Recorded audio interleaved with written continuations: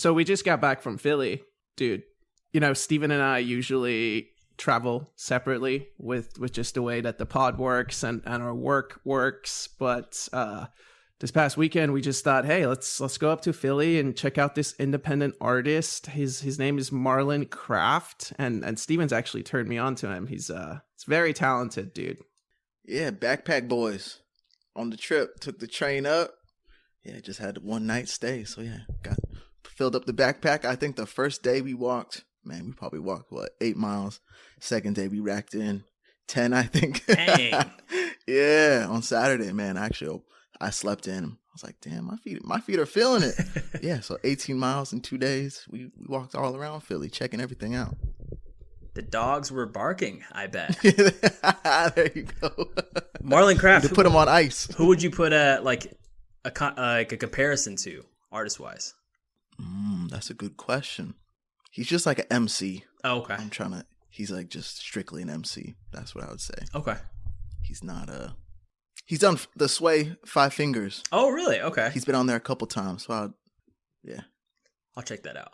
You should, dude. He's a good storyteller, and yeah, he's super independent. I mean, we saw the show with like 100 people, I want to say, max, and it was just vibes. He's just a kid from Hell's Kitchen, New York, and starting out, I suppose, right? I think he's got to be like 23 or 24, but he does really, really good work, and speaks a lot of facts, has a interesting perspective on life, and his big thing is that, he doesn't like to create art based on incentive. So that's the vibe about him. Have you ever been to Philly, Ron?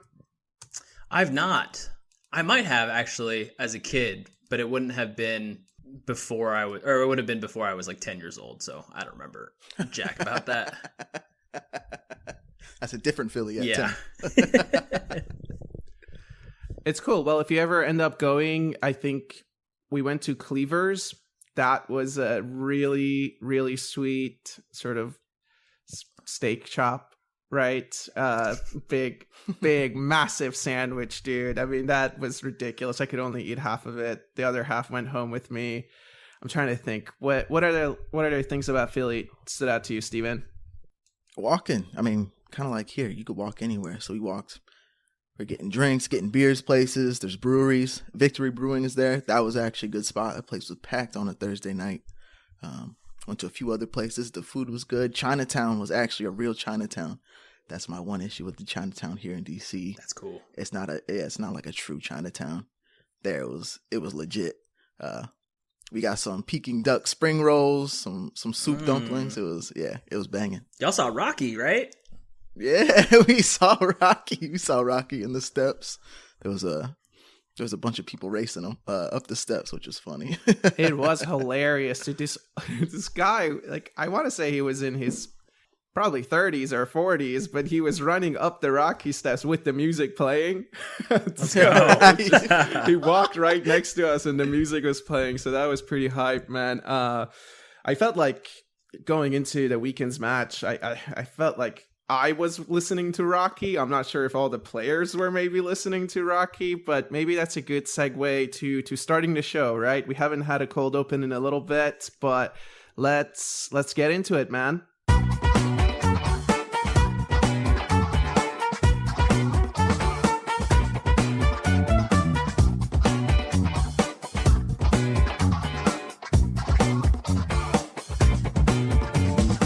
What's up, everyone? Welcome to another District Gooner Pod, episode 41, brought to you by two Arsenal supporters in Washington, D.C. We have a special guest today. Joining us again is the man himself, Ron Reyes, to provide the Manchester City perspective on the pod and keep everyone honest, right? That's all the vibes we can ask for. So, Steven, want to say hi to the people and take it away, man? Howdy. It's a Monday night here. So we're recording. Gotta sleep on the game a little bit. Actually had a busy Sunday. Went to a show. Went out last night. It's Monday, working. So I've sat on things. I've kind of soaked it in a little bit. But yeah, doing good. How you doing today, Ron? I am doing great. Only had a little bit of work today. Still Monday, mid-afternoon. Still have the whole day ahead of me. Excited to be recording with you guys again. Ooh. Yeah, we're happy to have you, man. Always forget you're on the West Coast, so yeah, that's nice. You have the full day ahead of you. I got a long night ahead of me, especially if I gotta try to edit and produce this tonight. So we'll see, man. Let's go into the weekend's action before we get into the Arsenal City game. Gotta start with the ladies of the Arsenal, man. They played Chelsea in the Conti Cup final on Sunday, won that thing in overtime, making them a record 7-time Conti Cup champs, and that was actually back-to-back for them. So big up the ladies, man. Shout out to the ladies. I actually watched the highlights. Did you know the game was on at the same time as the City game, by the way? Interesting. So you'd have to pull it up. Yeah, watch one on TV and like one on your phone or your laptop or whatever. That's kind of crazy. But yeah, cool game. 1-0, extra time. And then there was the little skirmish between the coaches at the end too. I don't know if you guys saw that, but I thought that was kind of funny. I didn't see that. I did see that. That was crazy. She like checked him a little bit. And the Arsenal, it was Emma Hayes, the Chelsea coach, checked Jonas Eidevall, Arsenal women's coach, as well, and he seemed totally surprised by it. He seemed totally put back by it. But it was a very funny interaction if you go look back at the tape. Yeah, it was like Chelsea decided like before the game how many balls we're going to use, multi-ball game with like, ball boys, ball girls, or a single ball. Chelsea wanted only one ball. I think Arsenal conceded to that. And then, of course, after Arsenal go up 1-0, there's another ball by the fourth official that they're trying to grab. And he's like, no. I think Jonas was yelling at him, and she did not like that. So she checked him after the game. Wow. I mean, if you draw the lines like that, then you got to walk it. So that's interesting. I'll have to check it out. Hey, Ron's probably got the link, so drop that for everyone. But hey, so there's that with the ladies. I did see Emily Fox started, so that was nice. And yeah, so anyways, congrats to the ladies. Very cool. Another trophy for the club. Let's get into the biggest game of the weekend, which had so much build up. I mean, I think from basically Thursday, I just kept thinking, how is it not Sunday yet? How is the kickoff not starting, man? Even Saturday, it was actually so sad watching some of the Premier League games. I wanted the game to start, so I felt like the hype leading up to the game was there, and then the performance itself was a cagey affair as predicted by Steven. Yeah, I gotta say, it's so funny. So Thursday, Friday, Saturday, like you're saying, then you're watching these other games. This is the premier game of the weekend, right? So you got all these people excited. It's City, it's Arsenal, top teams from last year, top teams again. And then I feel like everyone felt so let down by the game. A 0-0, minimal shots, minimal chances, and everybody on the socials were just going at. I got it. We'll obviously get into it, but it's just funny after the game. Everybody from all the neutrals were just mad at the game. Arsenal's parking the bus. They don't want to play. Oh, City, why aren't they going for it? They just can't break anybody down. It's just everybody's just talking mess. I just thought it was funny, but for all the hype all weekend to get that performance of 0-0, stinker. Chess match of the game. I got to say, in the lead up to the match itself, I was not as excited because it seemed day by day, the whole week or 2 weeks before the match, it was like Walker goes down, Stones goes down, Ake goes down. That's obviously in the game as well. But the whole time I was sweating a little bit as far as how the lineups were going to come out with two of our premier defenders out, added with the curveball during the match itself. Yeah, I know I predicted on the last pod. I said a 1-1 draw. I thought it was going to be kind of a lame duck game. But the closer it got, I was getting good vibes. I actually felt like Arsenal might get on top. Keon, I think you had some of the same feeling, right? Yeah, I got to be honest with you, dude. So watching that first half, at halftime, my thought was that was the worst half of football I have watched Arsenal play. But that was the best defensive performance in a half that I have seen Arsenal play. So trying to kind of balance those two was very difficult. And yeah, man, I mean, as the game wore on, you did feel like the smash and grab was there, especially the way we're making the subs. I thought Mikel did a brilliant job with his subs, right? We're not shy to talk about his substitutions on this pod, but he got it all spot on, and I really felt like maybe we'll get that one chance that we can put away. But hey, let's chat a little bit about the lineup, right? I know obviously City had some of their doubts and fielding the 11 that they did, but for Arsenal, Kiwior kept his place, right? We talked about that on the last pod, and Jesus went out on the wing, and then we had J20 at the 6, man. I gotta be honest with you, Jorginho, for me, he was kind of an invisible man that the whole 60 minutes or so that he played, more so in the first 30 minutes of the game. I felt like he wasn't in the game at all. What'd you think, Steven? Yeah, kind of a pedestrian. I was disappointed in him, I gotta say. You kind of hit it on the head first half. Defensively great, but we weren't clean. We were just not clean at all. Couldn't get anything going. Couldn't get out of our half other than playing it long. That's a Jorginho thing, right? That's his role. Let's calm it down. Play it into me. I can play it out. Didn't really work. Didn't work at all. Jesus on the left wing.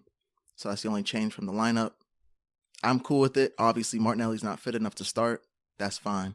I think Jesus is the alternative I'd prefer for this game, than Trossard. And I think he proved it. I mean, there was chances for him, and obviously, you're in the moment, you're sick. But when you think back to the entire performance, man, I mean, he's a dog. He's a dog. He excels in every other phase of the game. So I actually think he played well. Yeah, I feel that the Arsenal wings did a really great job. While they didn't really go forward all of that much throughout the match, they had a couple of chances here and there, but they did a really good job of contributing to the defensive effort. And I think that's something that you can always see out of Saka and out of Jesus especially. They are always keen to kind of get into the play and help their outside backs out, which is pretty cool. Yeah, we had a really tough time breaking Arsenal down in the first half. I know, like I mentioned earlier, Ake went out about 25 minutes in. And so there was a big change for us as far as the shape goes, because we had Akanji at right back, Diaz, Ake, and then Guardiola at left back. Ake subbed out, so Akanji moved out to the center back position, and Rico Lewis was put in at right back, who I thought played pretty well overall, considering. I was worried about him coming into a big game, not really expecting to play.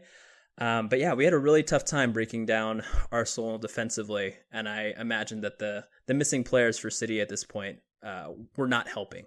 And you predicted the lineup last pod. I think you actually got it spot on, didn't you? I did. I think you called all 11 out. I'm tapped in, baby. Big one. Yeah. I think Kovacic playing. I guess I was surprised a little bit. I thought they'd be on us. You guys should have been on us more. The midfield battle is kind of where the game probably could have really swayed. Maybe if you had more of an offensive option there, I guess. That's maybe after the 90 minutes. That would be my one. If I was a City fan, that's probably what I would have wanted to see. But otherwise, I mean, you guys played a great game. I mean, it was a good performance from both sides, I thought. Yeah, I'm glad you mentioned Rico Lewis, because from an Arsenal perspective, I was disappointed we weren't attacking that side enough. Once he subbed on, first of all, he didn't touch the ball for the first 10 or 15 minutes that he had subbed on, and then I didn't really understand why we weren't isolating Jesus on him enough to just get the ball to him out on the left. That was the disappointment for me. But so as we're kind of reflecting on the game in the first half, not a lot of chances, right? I think you've both kind of hit on this with the lack of chance creation, etc. But I was worried. I think in the first 30 minutes, Bernardo greater than Kiwi, dude. I mean, said it before, Kiwi out there. I think the only thing that I have an issue with the manager is I think he got the left side wrong. I think he recovered with the substitutions, but starting Kiwi he ended up on the highlight reel a couple of times. And to be fair to him, he had apparently just played 120 minutes for Poland like a few days back. But you just know those megs and Bernardo's spiciness is something that he can't necessarily cope with out there, man. Yeah, I mean, the defensive covering from the Arsenal center backs to help Kiwi out when Bernardo did get through, plus the contribution of Jorginho and Rice, that helped kind of nullify the threat that Bernardo was posing on the right side. I did like that matchup a lot. And even further in the game, when Kiwi was subbed off, I was hoping that he would stay on a little bit longer, if I'm being honest. I would almost go tit for tat on that, Keon. I disagree. I think it's like Rico Lewis. It's like, did anything really happen? What did Bernardo Silva really do? He really didn't do anything. Kiwi had a few giveaways, and I'm going to say the first 25 minutes for the entire team, we looked a little shaky. All right, Saliba looked shaky. I think Raya looked shaky. Kiwi, of everybody, probably looked the shakiest. But it's like, I think the City probably knew they were going to attack him. They know that. Left back. That's where we're going. I hope everybody's safe out there. But in the end of the day, what really happened? Nothing. Yeah, but so that's kind of my point about being disappointed about us not attacking Rico Lewis. Because you see the sub made, and then you want to see us going down that channel a little bit more, forcing the issue on that side. Like, it was very clear for City, which, I mean, honestly, Foden was pretty invisible. We can get to that. Maybe Foden should have been on the right. Like, that feels like it would have been a lot scarier than Bernardo, because Foden also has the shot. So, but Benny had him in his pocket. Before we kind of wrap up the first half, there were obviously two big chances, I think, for both teams. But Arsenal had two chances. Both fell to Jesus. There was one where he dribbled across the box and just kept dancing, didn't get a shot away, really. Wait, he did, but he put it out wide. And then there was another one where he crashed in late on the back post, chested it, and missed the goal. You know, it just is the story with Jesus. I don't necessarily think those were sitters by any means, but you want to see the goalkeeper tested. You live and die by Jesus, right? You live and die by him. He excelled in every other phase of the game except putting it in the net. And it's just weird because it's like we bought him as a striker, right? We bought him as a 9. He's playing on the wing.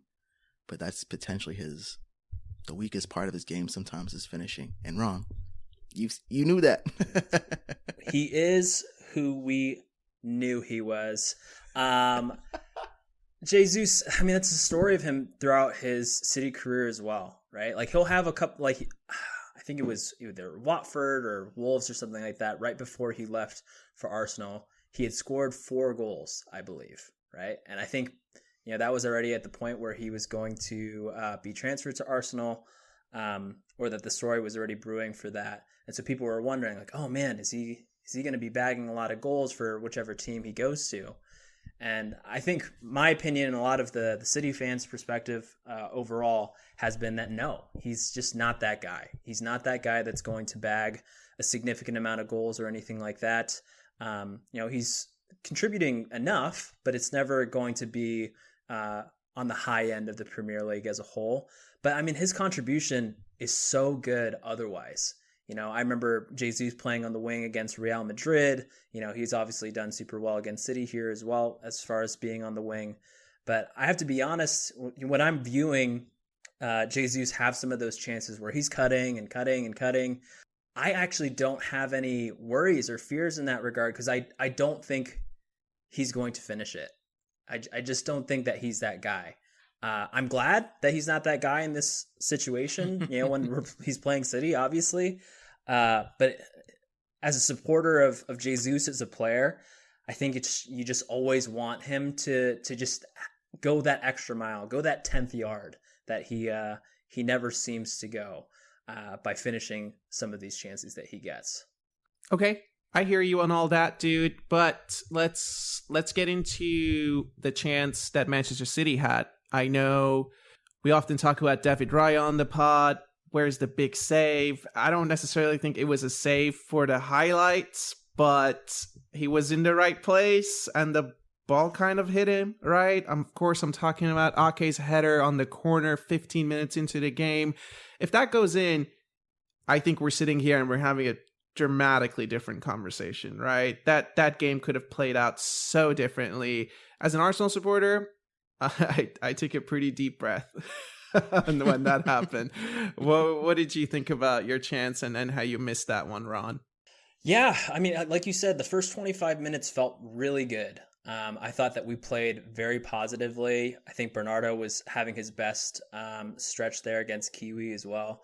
Ake obviously had that header, and I was hoping that it would go in or just go somewhere else that wasn't right to Raya. So yeah, pretty disappointing that we didn't really have very many chances overall in the match. But like you said, you know, Holland connects on that set piece. Ake connects on his set piece. You know, some of the other chances that Arsenal had, but squandered away. It's a totally different story. That's it. If that had gone in 1-0, 25 minutes? What was that? Yeah. I guess that's before Ake got hurt. Yeah, so I think it was like 15 or something like that. I mean, things open up, right? Things open up. It's a completely different game. Who knows the outcome? City controlled the ball. Arsenal didn't have to press high. We played so deep because it was a 0-0 game. Yeah. We're allowed to. So it's a completely different scenario. Going into half, I felt great. I'll be honest with you. 0-0 did not play well, just like you said, Keon. Did not play well. Defensively, stout as can be, but got really nothing going offensively of substance. Never really got on the ball, pinging it around. It was just like long outlets. That was all we had. But I felt like going into half, it can only get better from here. We are defensively. I think that's who we can be, who we are. But it can only get better from there. Keon, you felt the same way? Yeah, 100%. I was really happy to see the first half end 0-0. And on top of that, at half, yeah, I didn't have any subs that I wanted to come on, to be fair. At some points, I was very frustrated with Jesus. I did think get Jesus off, but, you know, that's just a Jesus life, man. It was really nice to see the start that we had to the second half. It was a clear adjustment in our line of pressing, right? It felt like that first 10 to 15 minutes of the second half, we actually were pushing now and we were testing them and we're winning the ball in their attacking third. Just didn't come off. There was the one chance, right, where I think we win the ball up high. Odegaard plays Saka through on his right. He kind of gets that cross in on the ground and Jesus barely misses it. That was one where I thought maybe Martinelli gets to that. He's just a little bit quicker, right? I don't know. What did you think about the way we started the second half, Steven? Yeah, I mean, it changed. And it's just like I was saying, get in 0-0. You know Arteta's coming up with something, right? We're going to do something different. We can't just continue the same way for another 45 and expect to come out on top of this. So yeah, definitely started higher. You could see Odegaard pressing. There was a time when Kai did not go and Odegaard was yelling at him. And they played the ball back to the keeper Ortega and he threw up his hands. He was all mad at him. So there was obviously intent. We are trying to move forward here. The longer the game goes on, I kind of felt like if it stays 0-0 and it's the 80th minute, they're both going to shut up shop, take the point. That's how I felt about it. I can't remember any significant City moments in the second half except that ball on Holland on the far post that he didn't hit. That was probably the only moment. Arsenal had that Jesus chance and the Trossard chance that didn't go to Nelly. That was the moment of the game. That's in the 88th minute, I believe. So smash and grab stuff, defense stout as can be. We had our chances, man. It just didn't fall. So second half, it was, I guess at the end of the day, it was a hell of a game for us, being fans of the clubs. Neutral, oof, I get it. I would not want to watch a Snoozefest. Yeah, that Trossard chance that should have been squared to Martinelli was easily the biggest heart in my throat moment as a City supporter during that match. I was worried, because Arsenal had scored late off of a deflection off Ake's face in the reverse fixture at the Emirates. So I was wondering, like, oh, okay, had they just set up shop again, another smash and grab kind of performance where nothing really happens for like 90 minutes and then boom, a goal to the Arsenal.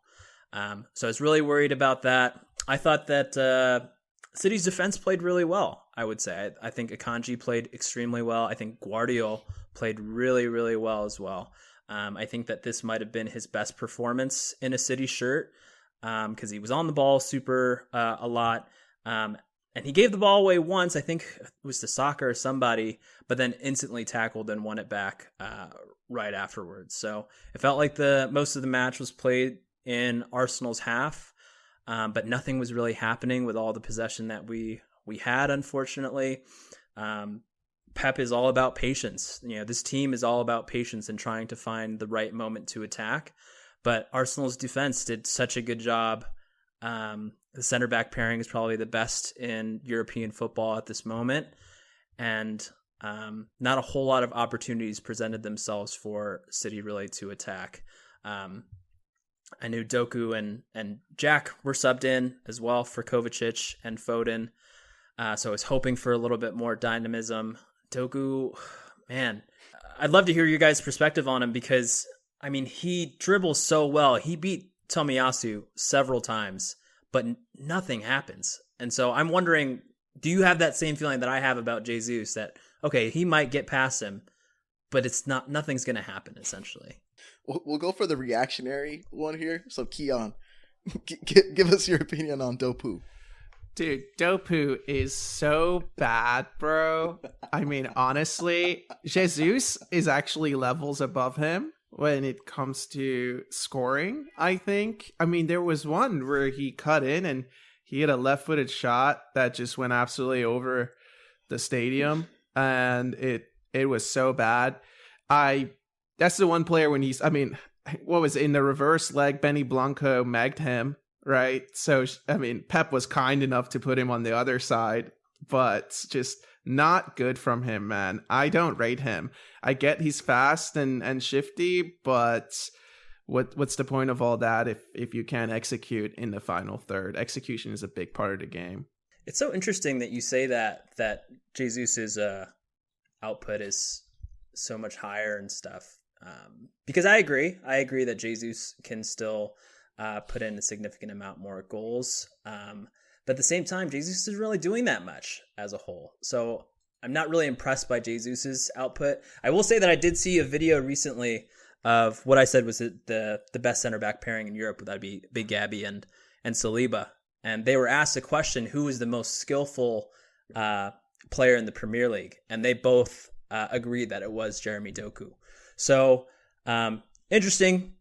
Supporters might not rate him, but your beloved center backs certainly do. So I have a different opinion. I just do it to Keon because it was good for the laughs there.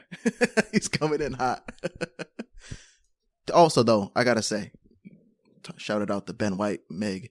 Trossard sent Doku for a hot dog when he came on, which was actually hilarious. Like, oh man, this guy's in for a rough day. I actually think Doku's okay. He seems like he's so electric on the ball, man. Creates chances, his little feet. But it's everything else after that. That's, what he reminds me of? Maybe Keon Martinelli back in the day, man. All pace, just blowing by people, but just kind of, I don't know, he used to leave us wanting more. That's what this guy's, he's leaving you wanting a lot more. Getting into great positions, but you got to do better, especially for a team like City. Obviously, he's got Pep's trust because he plays quite a bit, which is interesting. He keeps going back to the well, but I don't know if that water's poisoned or what. The Martinelli comparison's interesting. I would say Theo Walcott is a name that comes to mind. Now, I think he had... Don't disrespect my man. I think he had much better stats than Doku, and he, I like Theo. I think he's a good player, but early on in his career, especially, it it was very similar. So like the first few seasons that he played, it was the same vibe. It's like very fast and shifty, can beat somebody. His signature was beating players, falling to the ground, getting up and scoring. So I absolutely rate him. I just feel, if I were to compare one player to him, it would maybe be him. Let's talk about a player who was on the pitch, who there's been a lot of people saying, this world class conversations were going on like 3 weeks ago, just for the clicks, by the way. It's embarrassing. But the England national team starting chats were going on, right? My GOAT versus your GOAT chat online was going on. And hey, don't get me wrong. I thought Saka was poor. I thought he was too quiet to be a star boy. But man, where was Phil Foden, Ron? What did you make of his action in the game as a City fan? Yeah, I think he had a tough game. I know that he was out on the left for most of it. I know he did try to come centrally, but there wasn't a whole lot of space, unfortunately, in the middle of the pitch. I was hoping at some point that De Bruyne would have been subbed off instead of Phil Foden, because I don't think that De Bruyne was super on it. And I would have liked to see Phil in the middle of the park playing in some of those little pockets here and there as well. So, yeah, a little bit of a tough performance from him for sure. Hard to get into the game. He got subbed. It is what it is. Not necessarily a big deal. I do think that he's still having a great season. I do think that the world-class talk is warranted. I'm just not really interested in this kind of reactionary tribal discourse, I would say. The way that you set up that question really seems a little bit more attacking. Doesn't really seem like a really fair go. Feels like gotcha journalism. But I mean, I'll remind you, this season, he's had 11 goals, 7 assists in the Premier League. He's had 4 goals, 3 assists in the Champions League. He's having a great season. He's played really well in the middle. With De Bruyne's return to the squad, I think Pep is having a little bit harder of a time trying to figure out how to get them both on the pitch at the same time. Dang, talk your shit, Ron. We got you back against the corner like a cat. Row! Claws out. Foden, the invisible man, it's kind of crazy. Foden, Silva, Haaland, KDB. Nothing, man. And I give, obviously as an Arsenal supporter, I give credit to Arsenal in the game plan. I think man marking, Kevin at points with Rice, he swept up quite a bit. Haaland with the 2 guys in the back. We obviously played really well, and he's had a really tough time against us. But Foden and Silva probably where I thought the magic was going to happen. Just watching that battle, it just didn't happen, which was obviously for your sake. You're probably disappointed, but for our sake, it's like, yeah, we're moving forward, feeling good about ourselves. So Manuel Pellegrini said this thing when he was the City manager a while ago. He said, "Play to win, but if you can't win, don't lose." Which I felt very much was the attitude of both Mikel and Pep during this whole match. Yes, it stinks that we didn't really create anything, not a whole lot moving forward, but I never really felt out of control in the game, which I think Pep very much values. We didn't take as many chances. We were really safe on the ball just as a whole, but at the same time, we can think of maybe 2 Arsenal counters that could have really happened, 3 maybe. So not a whole lot going in the other direction either. So while it is disappointing that we didn't create a whole lot, I think that the game plan overall was really well done by both managers. But again, if Haaland scores his chance where, the ball goes under his foot a little bit, or, Trossard squares Sinelli, I think both managers will be, talked about as geniuses after the match, But none of that happened, so it's a boring game for everybody else, and, the managers don't take risks, which is fair. I like that. Gloves off at the end of the game, shake hands, right? We both take our points, move forward. Liverpool potentially in the driver's seat. If they win out, they're champs, right? We did what we could. Let's move forward. Subs though, Keon, TP5 sighting, Tomiyasu sighting. What you think? Dude, How'd you feel about him? man, Tommy, one to watch. I thought he played well, right? He did what he's supposed to do in the role that he's asked, but it was really nice. It was really nice even before the game, looking at our bench and thinking again, wow, we've got some game changers, man, and I'm excited to see them come on. The one player who impressed me the most was actually TP5, dude. I thought the 30 minutes that he played, I mean, there's a signature connection between TP5 and Martin Odegaard, right? Where Thomas has the ball in the middle, he holds it, and you just know Odegaard starts rolling from that right side to the center, and that split between their two center defensive mids is on, and we have missed that just little bit of sauce, dude. And I was really excited to see it, and it got me really excited for the games to come, and thinking, man, like Champions League Partey, dude, that's kind of hype. Also, that's my biggest takeaway from this game. We can go to the Etihad, get a 0 job, get our shutout, go home. And that makes me excited about going to the Allianz Arena, playing Bayern in a second leg of a Champions League, knowing that, hey, if we can just get 1 or 2 at home, we can shut anybody out away from home, man. That was my takeaway. Ooh, I like that, because that's fair. City. It's City, man. So, since 2001, haven't had a clean sheet, right? Arsenal, yeah. I mean, no, it's any team. Excuse me, I'm saying this incorrectly. City has scored in every game at home since 2001. They played Palace. 2021, I think. Yeah, 21. Am I saying that incorrectly? You said 2000. You said 2001, which Oh sounds like goodness. 23 Sorry. years. Yeah, I was like, we're not that good. Yeah. Whoa, I am saying it incorrectly. So 2021. And it was against Palace. So they've scored in every game since then. They had 2 shots on target this game. They were not from open play. That's big, man. That's big from us. It's a new Arsenal. It's not the same old stuff. But seeing Partey out there, I think that's why I was disappointed in Jorginho. He just seemed like he was on it. He's just a different level in that game. Finding Odegaard. There was a couple of passes he made into Odegaard. And it's not about, right, Partey playing the ball forward to whoever's attacking. It's about just getting it to Odegaard in the space so he can play that ball. So it's cool to see him back. I'm thinking Champions League. Let's get him in. Let's get him minutes. Keep him fit.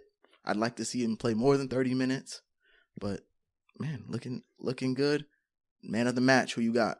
Man of the match is really, really hard, dude. I mean, I know the broadcasters gave it to William Saliba, and that just felt like the safest choice, right? So It's just like, okay, I guess. I can't really pick him out of the match, to be honest with you, man, because I felt like overall, while the defensive performance was great and everything else, on average, the team rating was a 6. Fair. I have one for each team who I liked from both teams. From City, Gvardiol. He's my guy. I was impressed by him. I thought he actually had a really good game. I thought maybe that was kind of a spot we could hit, and this is with the starting lineup with Ake in. It's maybe that's probably where we want to go. He had a really good game. Solid on the ball, defensively. So shout out that dude. From Arsenal, I'd either give it to Big Gabby or Odegaard. Odegaard because he runs his ass off like crazy. So I give him the credit. Not the cleanest game from anybody, but run his ass off. And then Big Gabby for not losing his head. It almost makes me think maybe he was the one trying to bait Holland instead. Because I feel like back in the day, Big Gabby, I mean, let's think of him when he got sent off, which was insane. But when he got sent off when Jesus, you guys remember that? The second yellow? Probably 2 years ago. You guys remember that? No? I don't. Oh, yeah. And it was super soft, right? Yeah. Yeah. And we lost right after that. I think that's the one where Rodri scored. But yeah, that was bad. Back in the day, he would have lost his head. So I shout out Big Gabby for that as well. Who you got, Ron? Yeah. I'd probably go Guardiola, I thought, played the best far and beyond anyone on the City side as a whole. Super good defensively. Didn't really have Saka didn't really have that much of a sniff against him, which is good because Saka's really good. And then on the ball, I thought he was really calm and composed, and he even drove forward a couple of times. I don't remember who it was he dropped. I think it was like Odegaard or something like that he dropped in the middle of the pitch, which was funny.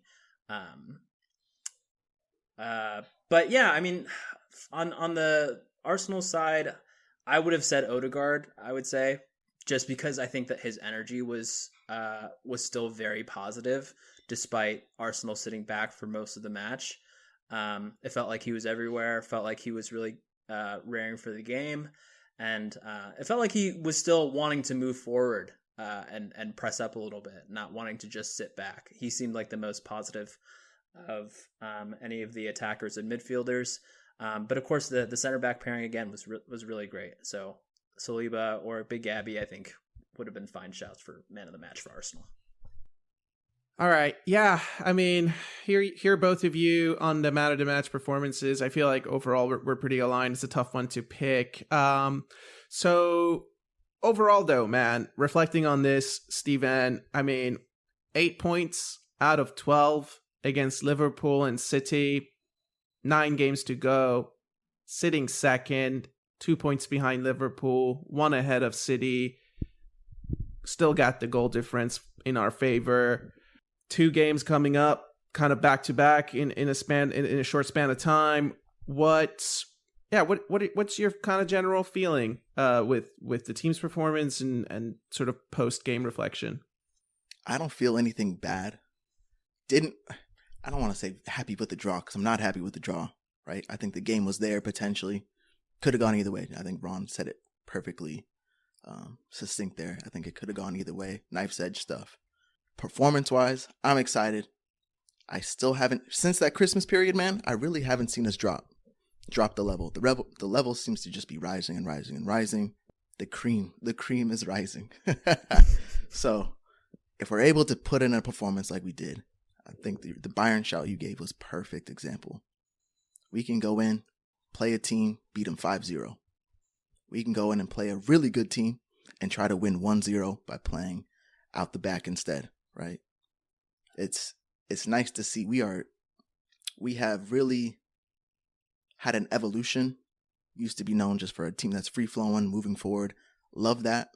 But man, it's an evolution here. We're a team that can now be strong, not be bullied, stand up to a team like City. It's incredible. I mean, they're the best team in Europe, right? They're the best team in the world. Treble winners, Champions League winners, and they're still basically there. So we're now rising to that level. We're trying to get to that level. Dare I say, we might be on that level. We played them 3 times. We've been in all 3 games. We've won 2 of them.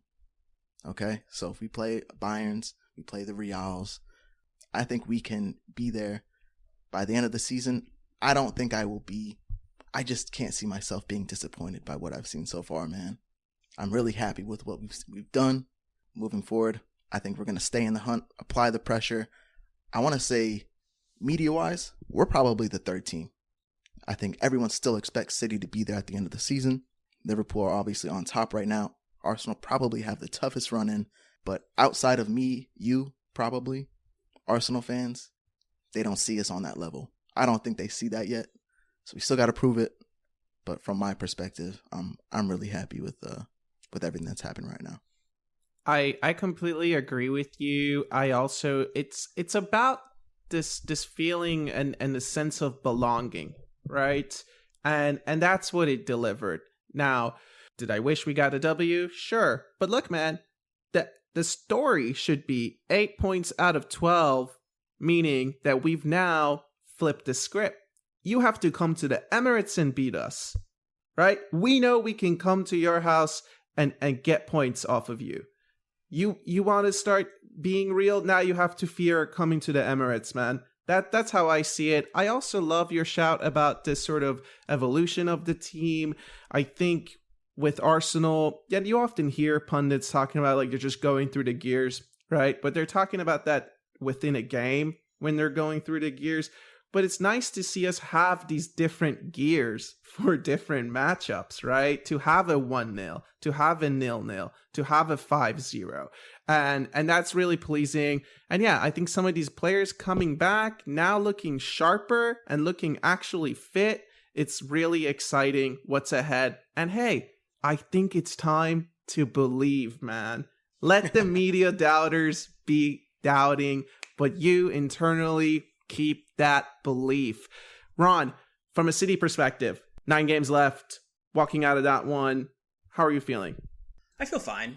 I do want to just go back to what you guys were saying as far as Arsenal, again, like reaching that level. You've talked about that a lot before, is, can we level up? Can we go to that, consistent contenders to real, title contenders to title winners, that kind of thing.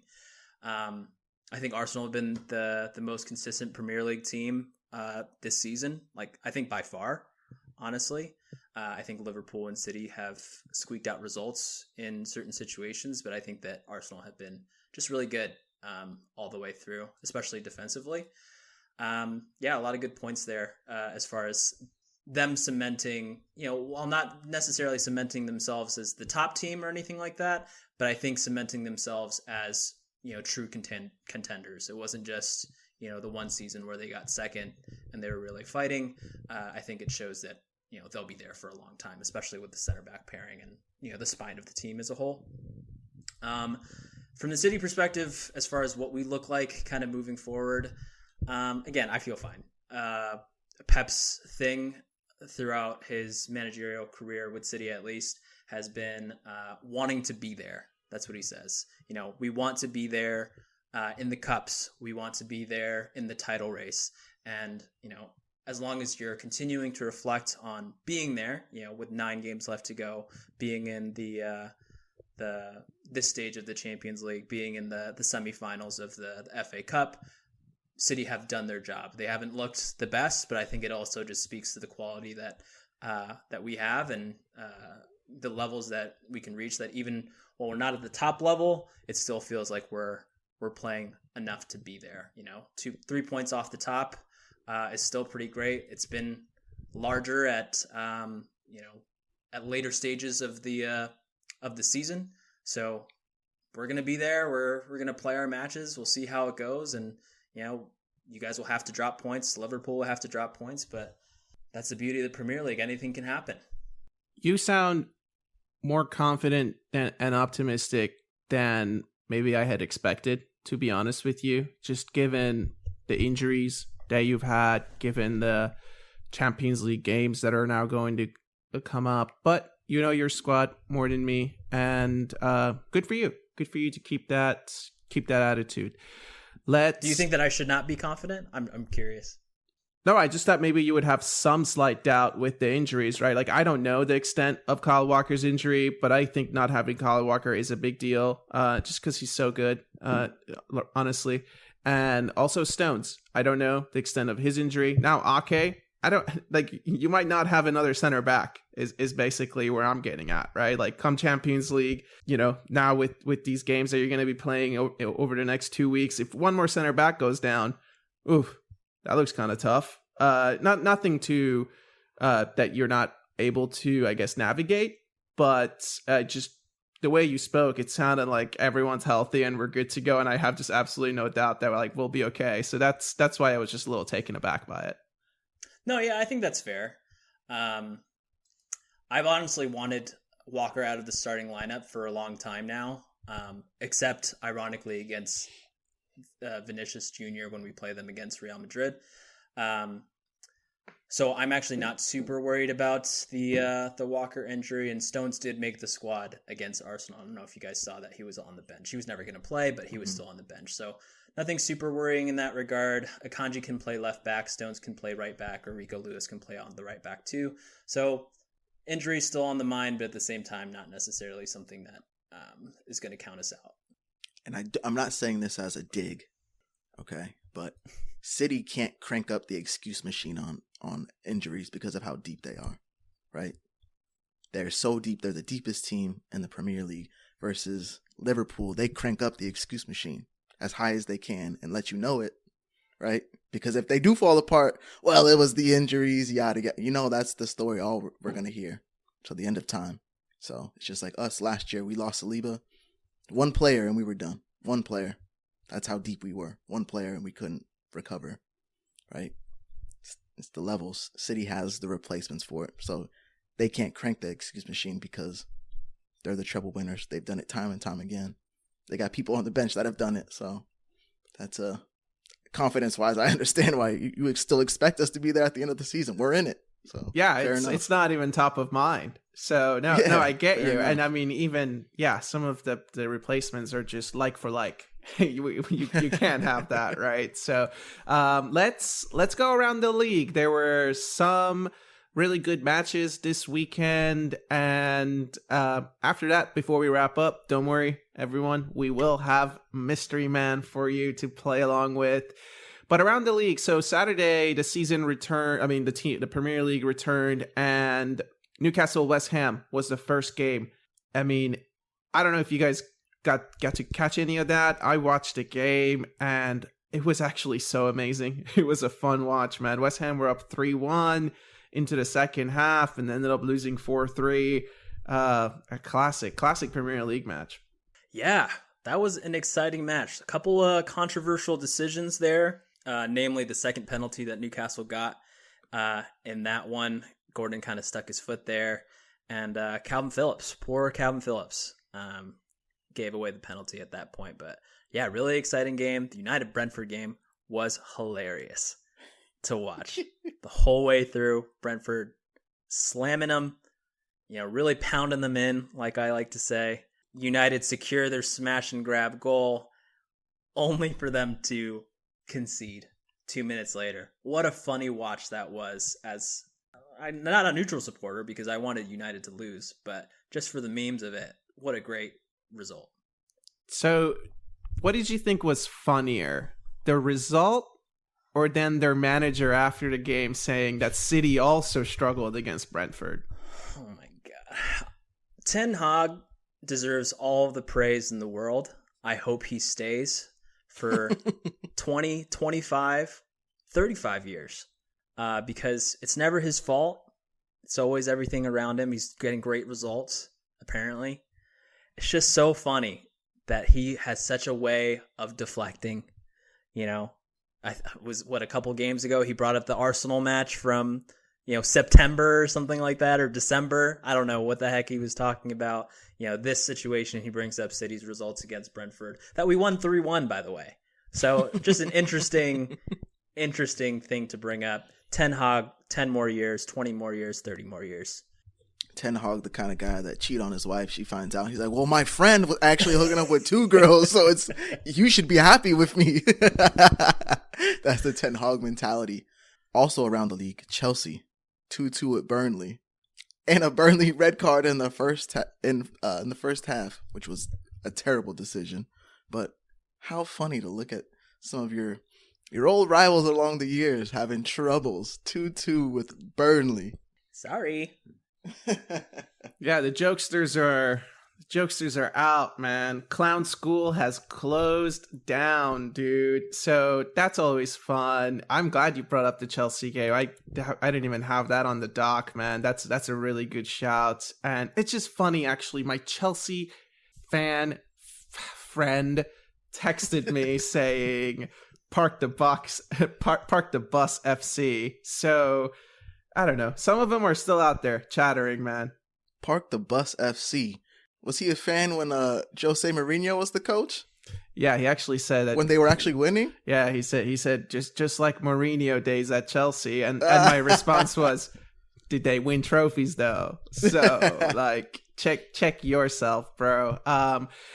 Another game to just quickly glance over was Liverpool-Brighton. Liverpool get another late kind of winner. I mean, not super late, their winner, but they were trailing this game 1-0 in the first half, and it's another comeback win for them. The spirit is so strong with these guys, man. Poor old Arsenal. Or excuse me. Oh my goodness. Oh my days. Cut that out. Cut it. Poor old Liverpool and all of their injury troubles. Oh, they're just the little guy plucking away, aren't they? I have a Liverpool supporter friend that we all have, actually, dear friend of ours, that thinks that the league is always against them. The decisions are always against them. The world, even, is always against them. Always tries to make it seem like City are trying to play the underdogs, which has never been the case, which is fine, in the new era. But let's not forget that even with all these injuries, they have spent a fair amount on all these players that they have. Nunez, Gakpo, Gravenberch, McAllister. All of these guys cost a pretty penny. But, when it comes to Klopp's spending or Liverpool spending or what kind of squad they're able to put forward, they're always the little guys. They never really do the spending because they're spending the Coutinho money from 25 years ago. So, real plucky red squad. I'm tired of it, man. I gotta, this is something that it actually triggered me. And I'm usually just think it's funny. I go on the socials after. It's funny stuff. But so I'm on Reddit just reading some of the post-match thread from our match, City Arsenal. And it's like a lot of Liverpool flares in there talking about how cowardly Arsenal played. And what a coward. Like, they're using this word, like, and it's multiple. I think someone saw the comment coward, and they're just now using it. Like, parking the bus. They didn't come out to play. They're just playing for the draw. They never went to win. It's like, do you know how many times Klopp has won at the Etihad in the Premier League? I don't, actually. 0, because they never happened. 0 times, okay? So when you tell me how many Premier Leagues have they won in the Klopp Pep era? 1. Maybe that league that you lost by the 1 point, if you had played a little smarter, right, and not trying to go head to head with the bad boys, best team in the world, maybe if you played a little smarter, okay, maybe you could have won a couple more. But hey, that's just my piece. I was triggered, so that's all I got to say. Dude, the pod really took a turn there. So I appreciate it, man. There's a lot of things being said from the heart. So that's always good. That's what you can expect on District Gooner Pod. Before we wrap up, let's do Mystery Man, huh? Let's have a little fun. Woo! You guys, who wants to go first? You want me to go first? I went first last time. Hold on. I went first last time. Someone else go Steven first. went first last time, I thought. Didn't he? Nah, Keon did. I'll go first. All right. I wrote this from the perspective of this player. I won't use the accent because that might give it away. Played under Fergie. And yes, I won titles. Could have been in 3-6 Mafia the way I was popping my collar. Legend of the game. I know you remember my celly. I even played in hell on a Nike commercial. Who am I? Are you Eric Cantona? Yes, sir. Eric Cantona. I would have loved to hear that French accent. If you weren't going to be able to get that, either of you, my last hint was just going to be I kicked the fan. Kicked the fan in the chest. That's good, dude. Ron, why don't you do us the honors, man? Yeah, okay. I'll give you this. I am my country's top scorer. I started my career in France. I've played in 3 different clubs in London, and I've played for Real Madrid. Are you Nicolas Anelka? No, I am not. Let me know if you want another hint. Yeah, I need an era, I think. Like a time frame here. So I played for Arsenal for 3 years, 2006 to 2009, and I had 104 appearances and 46 goals. Country's top scorer, huh? Is that what you said? Mm-hmm. And you said he's played in 3 clubs in London? Mm-hmm. Chelsea's probably one of them. It is not. Chelsea is not one of them. I'll give you the 3 clubs. It's Arsenal, Tottenham, and Crystal Palace. This is a tough one. Oh, is it Adebayor? It is Adebayor. Oh, that little scumbag. He's from Togo. And he Yeah, is that's why. Togo's top scorer. I know it would have been a difficult one because you don't think of Togo on the world stage, really. The Tottenham gave it away for me. But man, that was a pretty good one. You got me. That was a good one. Good guess, Steven. I wanted to guess Robin van Persie, but the London part was kept butchering me. But no, that was fun. All right, well, thanks for bringing those in. I don't want to read mine because it's not as good as yours, and I've already had a lot of fun. So I'm just kidding. Boo! All right, let me read you mine. So the riddle that AI wrote goes as: Guardian of the net, agile and bold, with gloves like shields and reflexes cold. A gunner by choice, in red and white he stands, thwarting strikes with his quick hands. What did you say, strikes? I don't know, thwarting? Oh, like thwarting? Yeah, thwarting. It's a tough word for me, mate. You know what? This is shit. We should have just kept moving on. This guy stinks. To me, it could be any keeper. Petr Cech. Well, no, it's...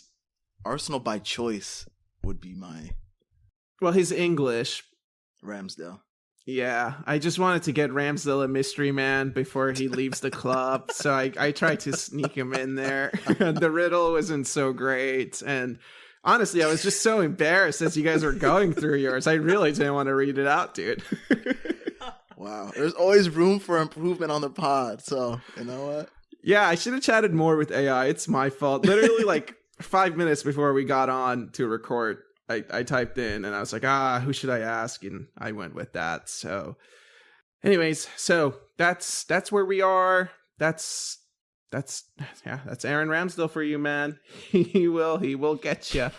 So let me just update the listeners really quickly on our schedule. Obviously, a couple of back-to-back games coming up here. Arsenal play Luton on Wednesday night, and then they play Brighton on Saturday. Our schedules are just not lining up, listeners. I'm traveling. I'm heading out to Chicago, and yeah, it's just not going to work out this week until after the Brighton game is when you can expect us back in your ears.